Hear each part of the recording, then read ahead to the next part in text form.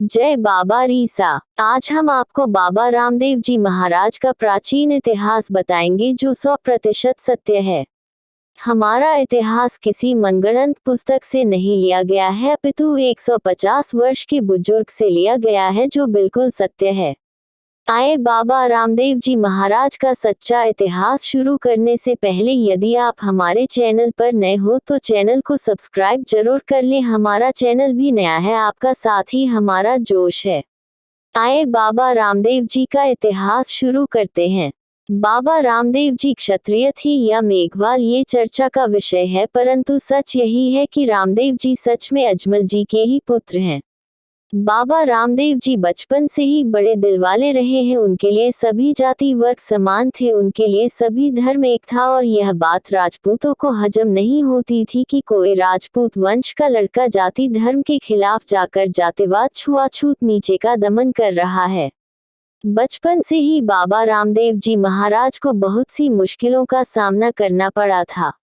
रामदेव जी महाराज जो अपनी सिद्धियों से चमत्कार करते थे, राजपूत और ऊंची जाति के स्वर्ण रामदेव जी को ठोगी तांत्रिक कहकर संबोधित करते थे। रामदेव जी ने एक अछूत कन्या डाली बाई मेघवाल को अपने परिवार में रख रखा था। इस बात पर तो राजपूतों ने महापंचायत का बुलावा कर रामदेव जी व उसके पूरे परिवार को जाति खिलाफ कर सारे रिश्ते नाते खत्म कर दिए। सुगना बहन को इतना जुल्म ससुराल में सहना पड़ा कारण रामदेव जी के अछूतों वाले कर्म की वजह से। बाबा रामदेव जी को भी कोई राजपूत लड़की देने को तैयार नहीं था। पूरा जग रामदेव जी के कर्मों पर हंस रहा था। सत्य यही है कि रामदेव जी को जन्म से अपंग पागली नेतल से विवाह करना पड़ा। रामदेव जी ने इतना संघर्ष किया कि आज के समय में भी कोई इतना संघर्ष ना कर सके।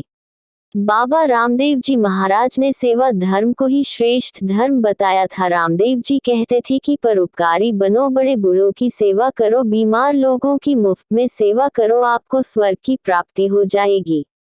बाबा रामदेव जी महाराज की दूर की सोच थी।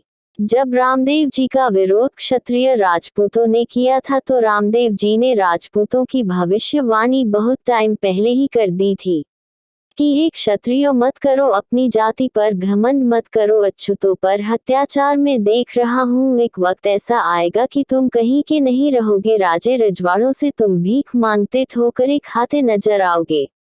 बाबा रामदेव जी ने और भी बहुत सी भविष्यवाणियां की थी, सभी भविष्यवाणी पर अलग से वीडियो बनाएंगे।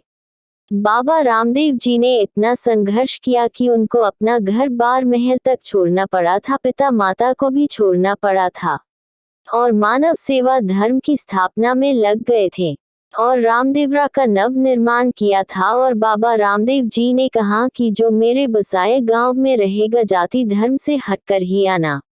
रामदेव जी ने ना दिन देखा ना रात, सेवा धर्म में विलीन हो गया थे, समाज सुधारक अभियान में जुट गए थे, शांति के मार्ग पर लोगों को चलना सिखा रहे थे।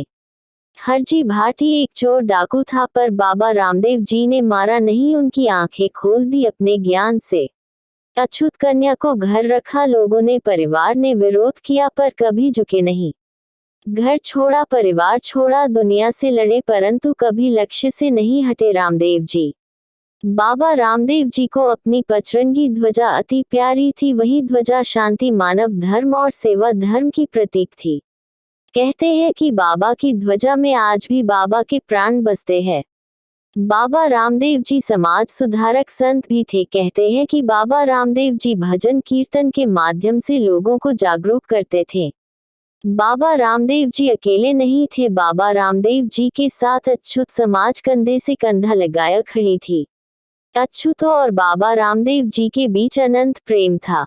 राजपूत समाज और सारा स्वर्ण समाज कहते थे कि रामदेव जी कोई क्षत्रिय का खून नहीं है, ये भी अछूतों का खून है, तभी तो उनके साथ उठ बैठ और यहाँ तक कि खाना भी साथ खाते हैं।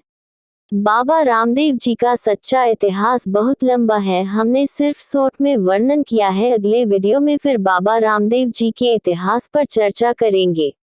वीडियो पूरा देखने के लिए धन्यवाद। जय बाबा री। हमारा जोश बना रहे इसलिए हमारे नए चैनल को सब्सक्राइब जरूर करें। धन्यवाद। अगले दिन में फिर मिलेंगे।